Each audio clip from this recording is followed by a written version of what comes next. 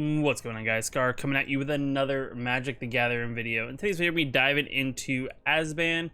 We're going to be playing a cats deck just to be on par with the new tribal cats that are coming out with M21, as well as dogs. I kind of feel like there'll be some cool tribal cats and dogs decks that will come out with the mutates and stuff like that. That should be fairly interesting. But before I get into that, I do apologize for the missing video this week. I try my best to upload 3 times a week. I was just really super tired from a work trip that I had Wednesday into Thursday, and Friday I was just completely drained. So I pretty much came home and immediately passed out after work. So I do apologize for that. But I'm going to get back into the streak of posting videos on my regular schedule, starting with this one. So I do appreciate you guys checking out this video. If you guys like this video, hit that like button. If you want to know when I post more videos, hit the subscribe button. But enough said, let's dive into the deck, see what it's all about, and play some games. So with this deck, we are kind of playing the Abzan colors. It's not for everything, like super, like the green's really only in there for some of the multicolor cards that have green in it. But for the most part, it's really just a black and white cats deck with a splash of green. The deck pretty much is straightforward. We do play Ikoria as our companion, even if companions aren't as good, but we also play a couple extra copies of it in the deck in case we do draw some copies. We mix it in with some cat ovens. We got some Johnny Primates because there's some life gain in it. Savannah Sage just kind of get some bonus life. Mortifies for some target creature destruction. Loris to get maybe back some of our cheaper stuff from the graveyard. And a few other things mixed into turns kind of create a board presence of just all cats. So to kind of go one by one, like I said before, Ikoria here because it is a cat piece, so in the theme of cats, why not play Ikoria? It gives each of our creatures that is a cat, elemental, nightmare, dinosaur, or beast +1/+1 and vigilance. So it gives all our creatures vigilance. There's some cards in the deck that kind of benefit if we have creatures with vigilance. So it gives them vigilance and additional +1/+1. So on the essence of tribal, we add Ikoria. Cauldron Familiar just because if we're playing black, we might as well splash in the most annoying cat I think in all of the format. I mean, many of you guys can probably agree that the Cauldron Familiar is probably the most annoying cat in the format, just because it's that cat oven. You sacrifice it, gain a food token, bring it back from the graveyard. The opponent loses a life, you gain a life, type of thing, over and over again. Monotony that sometimes comes with that, but it's good in this deck just because the life gain kind of helps some of our other cards. So Cauldron Familiar is one of those good cards in this deck, and it's our only 1-drop in the deck, so it's kind of like our hopefully turn 1 play. If we do get lucky to draw, then Witch's Oven because we can sacrifice a creature, we get a food token, and then if we sacrifice a creature that's 4 or greater, we can always get 2 food tokens. But really, this is the engine for Cat Oven. If our opponent tries to take one of our creatures, we can always sacrifice the creature in response or target the creature so that maybe their spell fizzles. So Witch's Oven is also good in that sense because we can react to something they may play on one of our creatures so that maybe the spell is ineffective and they don't get an additional benefit of the card other than the spell itself. Then we get the Giant's Primate on the theme of cats, just because every time we gain life, it'll get just that little bit stronger. And if our opponent doesn't deal with this early, it could get out of hand fairly quickly. So Johnny's Primate is very, very solid. Then we got the Savannah Sage just as a bonus, 2-cost 2/2. When it enters the battlefield, we gain 2 life. So it kind of works with the Johnny's Primate in the early game. You know, it's just cool to get 2 additional life, and 2/2 for 2 is actually not that bad. And it's also a cat. So on the theme of cats, here's another cat. Loris of the Dream Den, cat of itself. It's also cat nightmare. Has lifelink 3/2. We're not playing as a companion, so the companion effect is null and void, but the effect that we can return target permanent converted cost 2 or less from our graveyard back onto the battlefield is pretty cool once a turn. Definitely if we get a board wipe, we can also play Loris, get another creature back, kind of refill our board back up, get a little bit wider on our opponent hopefully. Then we got Mortify for that spot removal. It is creature and or enchantment spot removal, so it's very good just because if we get paired up against like a team of reclamation deck, we can spot removal that enchantment, or if worst case scenario, we can always just destroy target creature. It's pretty good overall multicolor card for this deck. Then we move on to the Necropanther. It's a 3-cost 3/3, mutated 4. Whenever the creature mutates, return target creature card with 3 or less from our graveyard to the battlefield. So get another creature that pretty much gets something back from our graveyard. All our creatures in our deck are not humans, so we can mutate on pretty much any creature in the deck. So pretty much this card is kind of one of our ways to get something back from the graveyard in case we do get board wiped. Then after that, we play some extra copies of Ikoria just because, you know, sometimes maybe in the early game, we just get a Ikoria out on turn 3. Our earlier game creatures just get +1/+1, and that additional vigilance allows us to attack in without having to worry of tapping them down. So Ikoria is just good to have a couple extra copies for that additional tribal benefit. Co-Coordinate is another solid card that we have in the deck. It's a 4-cost 3/5 with lifelink, and whenever it mutates, we get to create 2 white cat creatures with lifelink that are 1/1s. Combine that with Ikoria, those are 2/2 lifelinkers. Very solid card. We have a couple other mutates in the deck, so it's very easy for us to get these mutate effects going off in a way so we can get multiple cat cupboard and tokens over and over again. Definitely a solid card. Also probably frustrates our opponent because then we're just gaining that much more life, which is always good for the deck, especially against maybe some more aggressive aggro decks that maybe we're just a little bit slower on trying to, you know, do damage to them back. Then we got the Frondland Fiddler, 4 cost 3/5 vigilance. Creatures you control with vigilance have tap 1, tap it, and tap target creature. So we can, if we're not going to attack, if we're attacking into our opponent and our creatures are untapped, we have the additional benefit of tapping our untapped creatures to then tap down their creatures. So if we go in or we don't go in when we play this, it goes to their turn, we tap down all the creatures that we can on their turn. Then on following turn, we then go to attack them back. This actually becomes a pretty cool tap down, so we can kind of get a good swing in if we really want to get like the finishing touch of kind of, you know, removing their board or just finishing them off life-wise and finish out the game. Then we go to the Nethrai, Apex of Death, or Billante, Plant Beast form. It's a cat nightmare, even though this picture does not do that, but it is a cat nightmare with Death Touch and Lifelink. It's a 5/5, 4/6 mana, and or 7 lifelink, or 7 mutate, I mean. Whenever this creature mutates, you return any number of target creature cards with a total power 10 or less from our graveyard to the battlefield, so we can get a lot of our small creatures back out into the battlefield. It's just based on their power, so we can get back a whole bunch of our little small 1-drops, 2-drops, 3-drops, so on and so forth. Most of our cards in our deck only are 3 or less power, so nothing's really super duper strong, but we can get a lot of these things back into the battlefield to either re-trigger abilities and or just kind of refill the board back up after, you know, maybe a board wiped. And then we just play a bunch of lands. We are playing a little bit more budget on the style of lands, but we can also swap them in for the rare lands. But just for the purpose of this, this is kind of more of like a budget friendly build. We can always go and, you know, get the fancier rare lands if you really want to. But overall the lands are 6 plains, 4 swamps, 4 forests, 4 scoured barrens, 2 jungle hollows, and 4 blossom sands.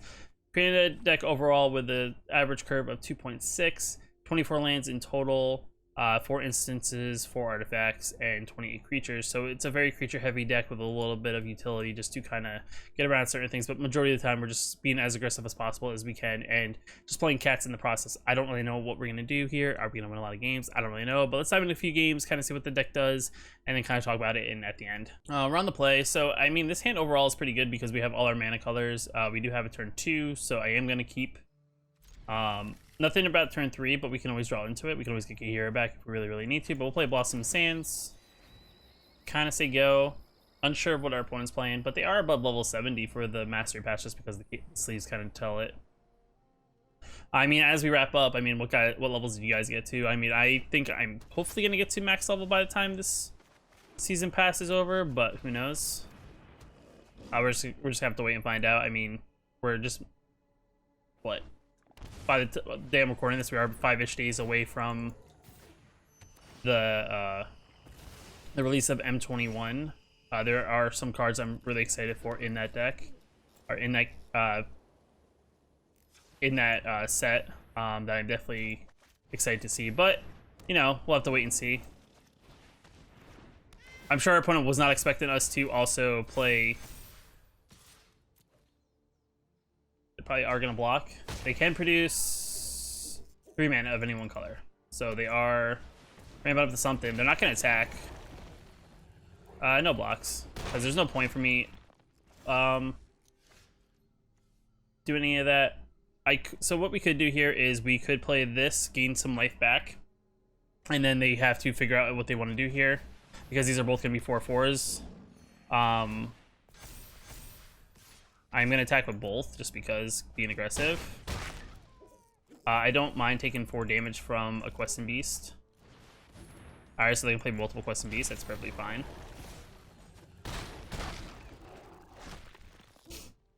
It's very interesting of a deck that they're playing. We do have this. What we'll do here is we'll actually mutate onto one of these Ajanis. Over. Because now we can swing in with a 5/5 lifelink. We'll attack in. See what they do. They'll probably chump here. That's perfectly fine. We'll gain some life. We'll lose some cards. It's still fine. Because next turn we can always swing back.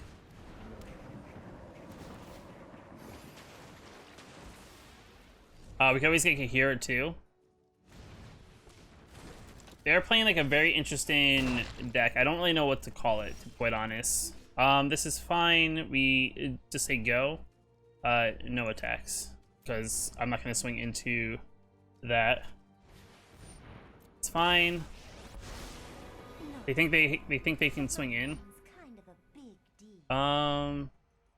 Sure. They really want to play something from the hand. Alright, so they have a lot of mana open. 2 mana open. Another green, so 3 green. We'll do this. That's something I can't block, so might as well kill the Questing Beast so they can't attack back in. We do get on land, which is good. I don't have any creatures of vigilance, so I think I may get Ikoria back. And no attacks. Because I can jump over the little Cub Wardens.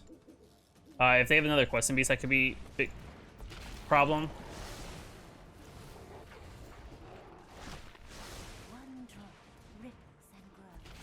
So they are playing like this weird Simic style copy Questing Beasts and you know, just getting in for damage. I mean, we're gonna go down to 3. Ikoria maybe is just a turn too late. But we could always do this. Play Ikoria.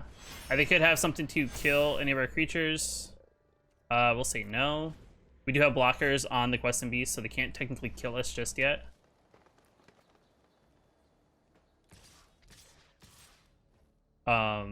So what we could do is, because we can gain life, we block here. Oh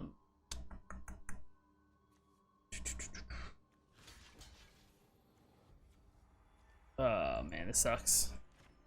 I could do this. I'll maybe just do this and this and block.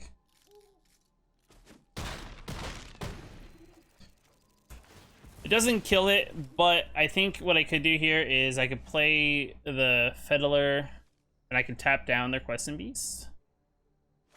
But I need more mana. I personally haven't seen this deck we're playing against, but I do like this symmetry that it is, and I feel like they did get a much better hand than we did. I'm not gonna get enough mana, but the amount of ramp that is going on here is pretty insane. They pretty much drew like the best hand they probably could have drawn, I think, in like a way, for what their deck offers. Yeah, I'm not gonna have enough mana to actually do any of this, so that's pretty much game that I can think of. But yeah, I mean, to have Spark Doubles, just make multiple copies of Questing Beast when we're playing small creatures is rough. It's rough. All right, let's see what we got going on here. Opponent's going first. We do have the Witch's Oven on, or the Cauldron, whatchamacallit. We can draw into a land, which is always good. I mean, the green is not the biggest deal. The green's really in there for playing something like this or a couple other cards, but most of the time we can play most of our cards for black or white mana. They are playing Yorion, so it's possible they may be playing something like Bant Ramp or Sultai. I guess they're trying to figure out what we're playing. But they are probably playing a little bit higher tier of a deck, so it's kind of unfortunate, I would say. They're playing Bant, I think. I'm gonna play this and play tap just because. Why not? Alright, so they have green. Okay, Grazer. So they are probably playing Bant. Oh, they don't have a land. Interesting. So they don't have a land there, which is very surprising. I'll play Cauldron. And then I'll play this. And I'll say go. So they draw their land. Because that'd be rather unfortunate for them. Okay, that's perfectly fine. So what I could do here to hurt them is I could actually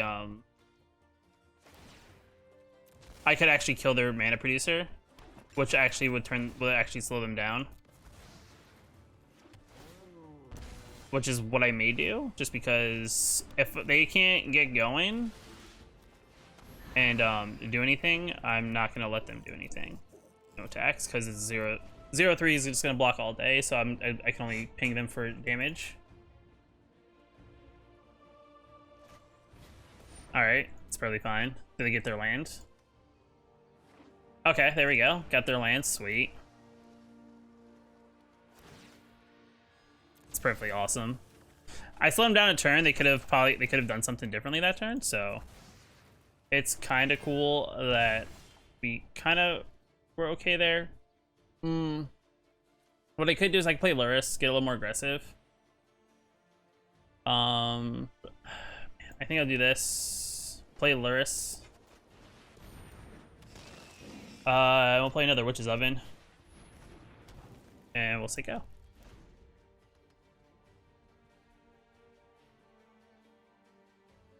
They could have an Uro, which is okay for us. It's not the worst thing. They do gain some of the life back, which is unfortunate, but we can do something else. Yep. You hate to see it.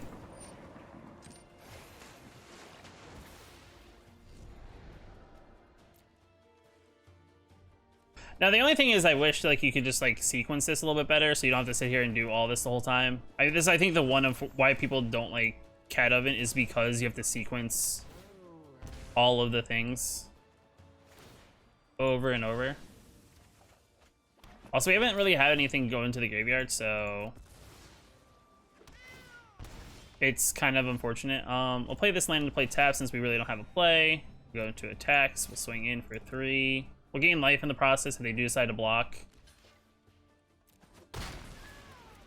We'll get this back into our hand, and we'll say in turn and say go. They could be playing Simic Ramp. I haven't seen white. Just another blue. Okay, so they. Okay. Interesting. So we're gonna play Kahira next turn, which is good. Land? No, no land. Okay, they didn't reveal it, so I'm just gonna sack now, just because I mean I could go through the process of waiting, but they're tapped out, so I'm not really worried about anything here. Just in the basis of them being able to target the Cauldron Familiar, but normally I would do that at the end of their turn, just because. This is actually one of the instances where we need green, which we haven't drawn. We'll go into attacks.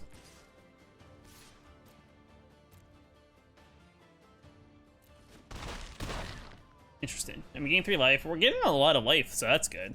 If they have anything to target our Kahira, we can always get it back possibly the following turn with that. Nothing to get back our nothing to get him out on the battlefield, unfortunately. So that's the problem.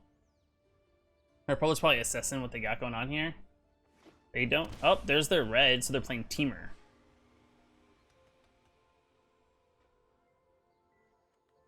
So they could go ahead and do something to Kahira now that they have mana to do damage to it, which I assume is what they're gonna do here.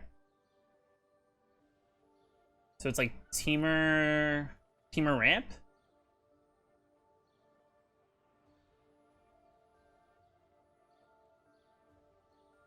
I know there's like Bant Ramp and there's Sultai Ramp, which came out of like the previous weekends, which I made a video for, but they're in the thinking tank. Kind of curious what they may come up with out of this. So they're Growth Spiraling. Okay, that's perfectly fine. Drawing a card, that's fine. They're looking for an answer. Okay, get additional lands. So they got 4 mana. Do they have it? I think they're 1 card short for putting your Uro back on the battlefield. So that's unfortunate. Oh, they do have enough. Why did it say? Oh, it's 5. That's perfectly fine. I'm not really worried about Uro. I'll resolve all. I mean, I should be, just on the basis of I can still cat ping. So submit 1. Sacrifice. If I get a green mana here, this would be really big because then I can tap down their Uro. Which would be the hopeful, because then they can't attack with it, and then I can go about and actually swing as much as I want. And unfortunately, it's coming to play tap green, which isn't the worst. No attacks. They are going to gain some life again when they attack in. I'm going to take the damage because there's no point. I mean, I could always block out. They could always get Yorion too. So I'm wondering if they're playing like a teamer style, like teamer reclamation with Uro and Zeriz and recent stuff and Yorions. I don't really know. That's fine. Like, if they don't do this right, I could swing back and kill them this turn. Just if I play the Fronlin Feddler. Because they gain 3 life. I'm at 39, so like I said, I'm not worried about taking damage. Alright, so Cavalier Thorns. They're playing like old school, like teamer. They're playing like almost like a teamer fire style deck. That's fine. Alright, got a lot of lands and some omens. But the thing is they got a land. So they're playing like teamer elementals? That's a giant though. Thunder, whenever it attacks, choose. Interesting. So they're playing like elementals builds. A lot of weird combo decks I'm playing against them. I feel like I've maybe seen, but I've never like really experienced. Alright, they gain 3 life. It's fine. Pass the blockers. We'll block 6 here, and then we'll just sacrifice. It's not like it has trample, so that's fine. Pass the damage. My turn. We'll put this back on the battlefield. Sacrifice in a food. We'll sacrifice it again. Gotta love the cards. All right, we got another Yorion. That's no big deal. Well, we got this though, which is actually big for us.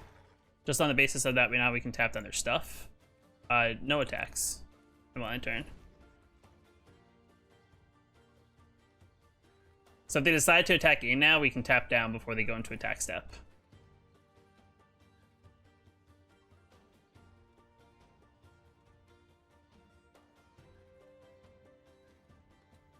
They're looking at their cards here. I think they're trying to assess like what happens. They may have a burn card. What is this? Whenever it attacks, choose a target elemental creature card in your graveyard with toughness less. So they don't have another Risen Reef in their graveyard, so there's nothing they can do with that. Ooh, taking damage. All right, they got a big Genesis Ultimatum. Okay, look at top cards. I'll put a permanent card among them onto the battlefield. The rest into your hand. Excel it. Okay, that's fine. I can still tap on 3 things, so I'm not really worried about anything. So what are they gonna target? My life? Gotta get rid of one of those, so that's fine.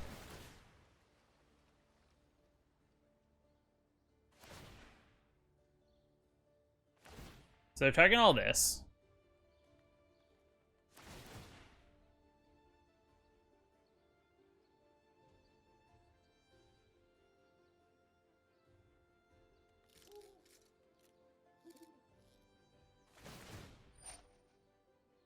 Resolve that. Resolve.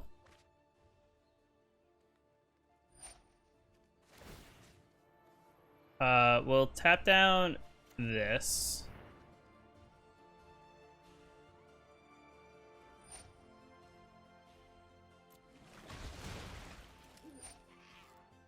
Scry. I can still tap down their stuff. Resolve all those. Uro's effect goes into effect.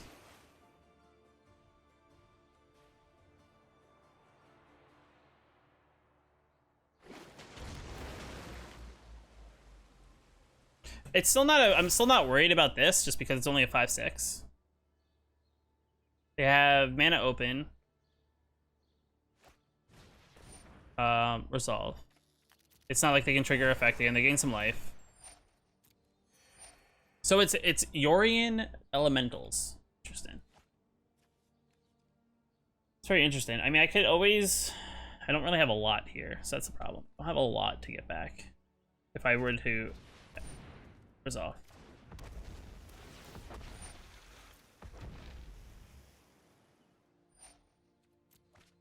They're drawing a lot of their deck, which is not terrible.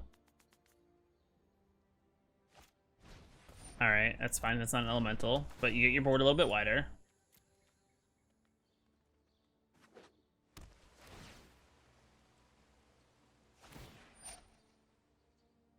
A lot of triggers. Lots and lots of triggers.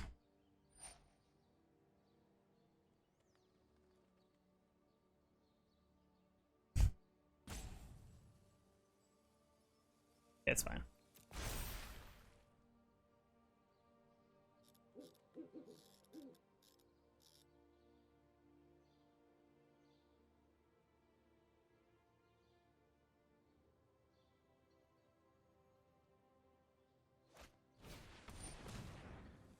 All right. They have a lot of blockers, so there is that. But what I could do here, like, this is the thing. Like, I don't think they're spreading their tokens out enough. Because they can only block so much, right?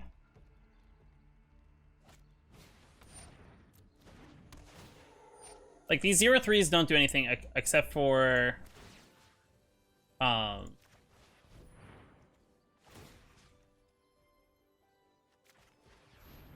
except for, whatchamacallit,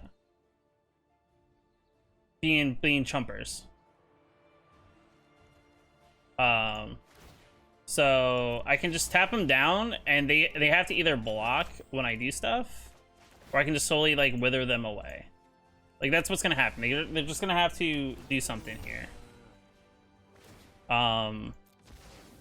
Just because they can't probably deal with me doing this over and over again.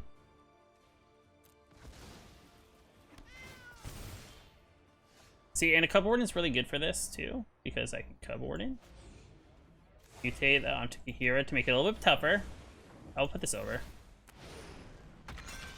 See, now we get some tokens there. What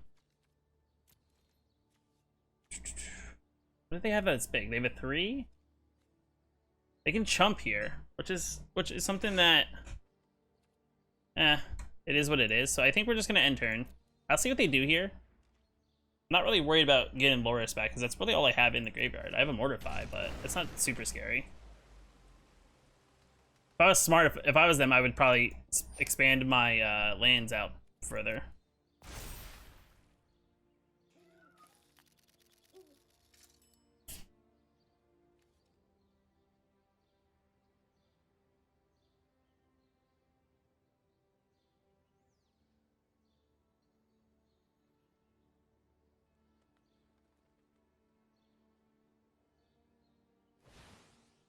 Alright, they got a lot of mana.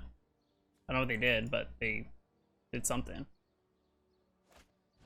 Genesis Ultimatum, fine.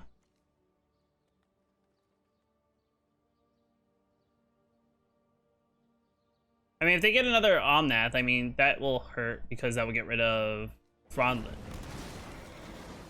They got more elementals, so they're gonna mill themselves? They're not smart, they're definitely gonna mill themselves.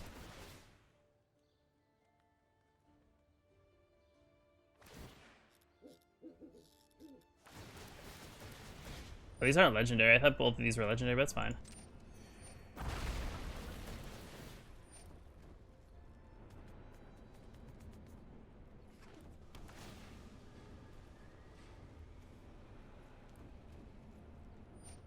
See, the thing is, I don't think I'm dead. So if they get too aggressive, they're just gonna... They're gonna die on the repercussions of all this. Because I can just block in a way that none of my creatures are gonna die.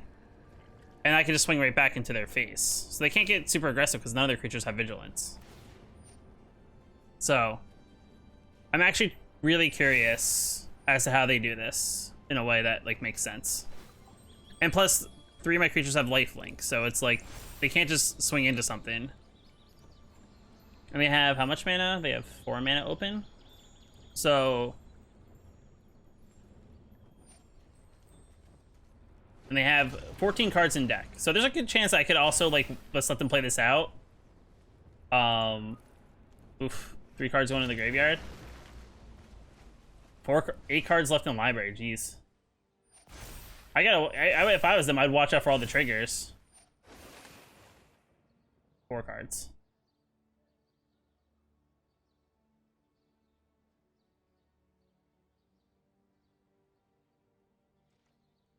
So the thing is here, do I tap down certain cards? I think I do.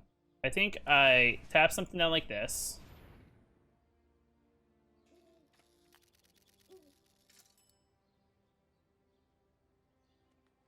They have a response. They can just have a... They're digging for their response. They don't know what the response is at the moment.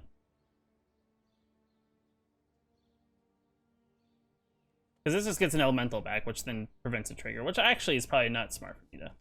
And then I think I just tap down their 6... I'll tap down Aggro?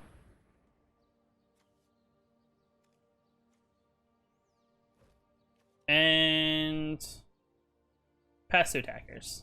Let's see what they do here, because I can just gain life by jumping into stuff that isn't gonna... that I can just, like, walk through. Yeah, so they go... if they tap all out...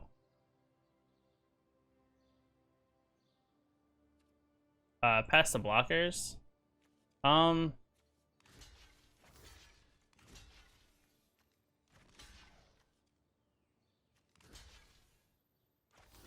gonna go this way.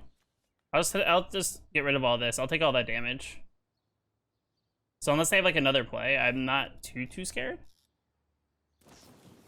All right, it's fine. Do 2 damage to something. What are you targeting?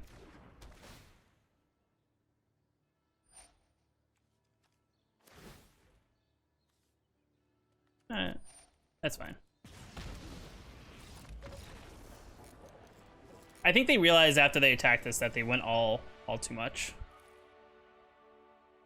Opponent goes first. I actually like our hand just because it's diverse. We have all the colors we need. We have some ways to gain life. Only problem is our lands are in play tapped, which is just the problem of playing more budget style lands. Like I said, you could always upgrade them. It's always good when our opponent also plays lands into play tap. So we'll play this one into play. I think we go a Johnny's Pride Mate just so they have something they have to deal with it before we become too big. They're playing the same colors we are. I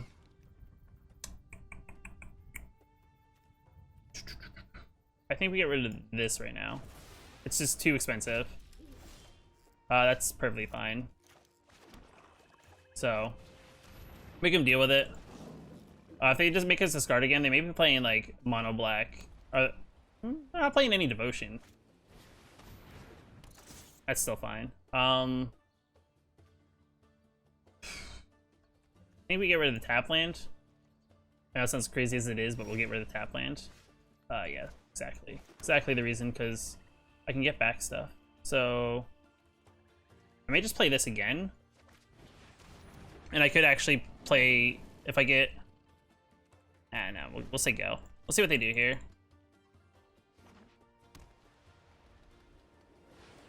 Tap in 3 to bring Ikoria into their hand. Interesting. They're trying to make us discard, which is interesting. But I don't think it's super effective. No, I don't want to do that. I guess they may have something to make us discard 2 cards. We'll swing it for 6, just because they either have to block. I don't mind losing these cards because then, you know, they'll flicker stuff out, get a Yorion on the board, but then we can... It's fine. So he makes him not play Yorion. We get a land card, which is actually perfect here because... No, I don't have anything in the graveyard.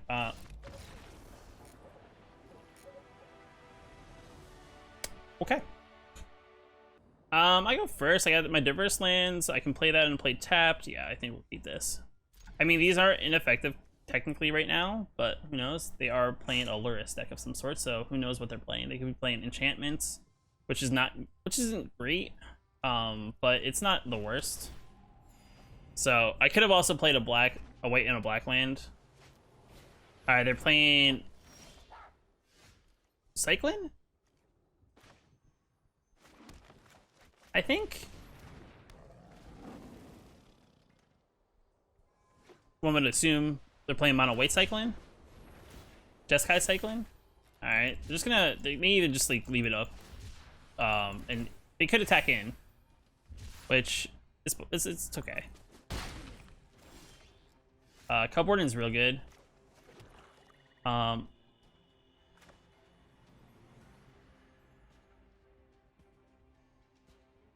think about actually just play this for its cost and just swing it for 2.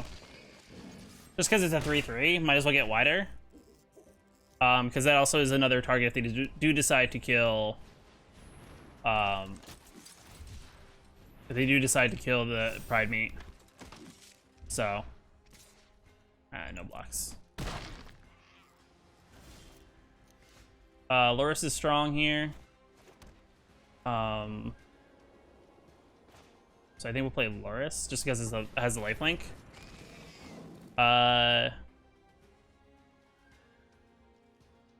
could try to bait them into blocking. See what they do. Yeah, I think we do that because then that would also shorten their board. Also, I don't know why they would. It's actually perfect that way. Just because now I can mutate. If they don't realize that the power of the mutate, because now I can just get the Pride Mate back. That's fine. They have another. Oh, okay, I was about to say, where's their red mana?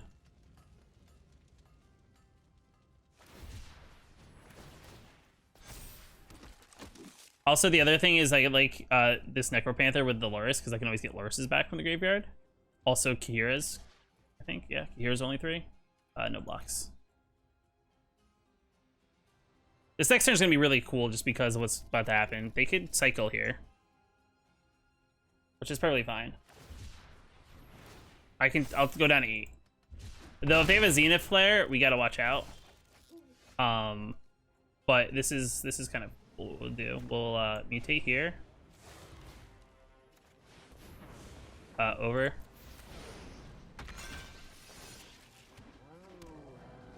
then we'll play this. And we'll attack in for,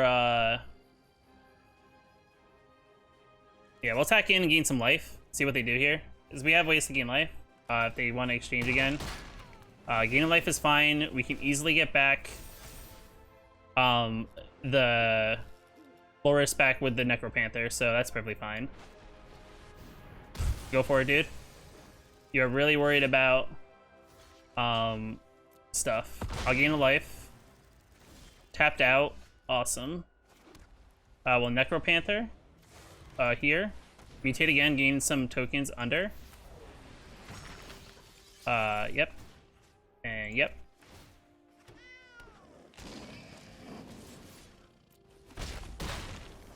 And they give up because underestimated the power of the mutate.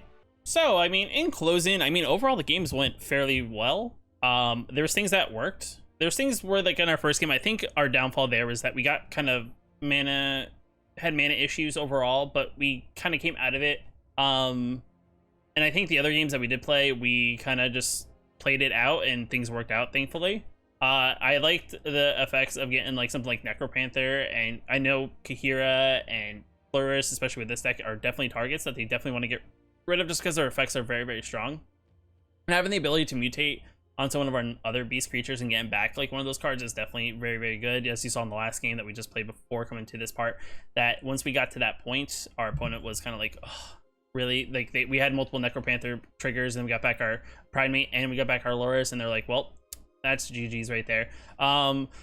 Would I like to have maybe some more removal? I mean, Mortify is good, but is it enough? I don't really know. I mean, you guys can splash in other things if you want, but I think Mortify is just overall benefit just because it's enchantment and creature, so it kind of targets both different targets that are kind of prominent in the meta at the moment.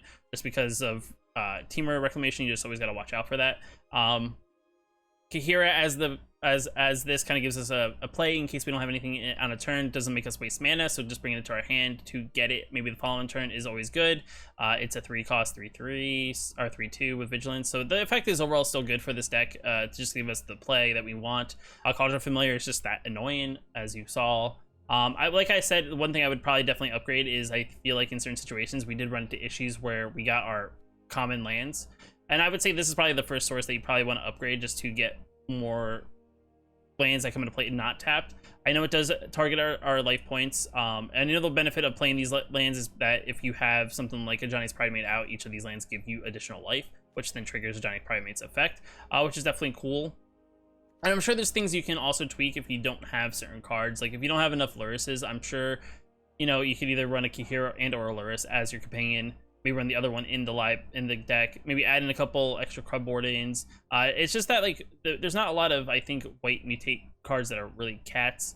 And I think if you were to play like a little bit less of a budget version, or a little bit more of a budget version, you'd have to kind of get out of the tribal and maybe just kind of splash it a little bit wider and get some other cards that just, you know, maybe not as good, but just kind of do some additional effects in this color pool. Maybe get a little bit more life gain-esque until you kind of like get some of the more rare cards. So maybe you go like a Azban life gain deck and maybe throw in like the vampire things and stuff like that and just throw in a little bit more life gain. So ways to kind of just gain life against your opponent could be good. So maybe it just becomes like an Azban oven deck in a sense. But overall, I think this deck is pretty solid from back to front. Like I said, the thing I only really replace is the lands. Just a land that comes into play tapped late game when you especially need the mana. It's kind of unfortunate. But like I said, guys, let me know down in the comments below what you think of how this deck worked out. If you decide to play this deck, let me know how it does for you. If you want to know when I post more videos like this, hit that subscribe button, guys, and I will catch you in the next video.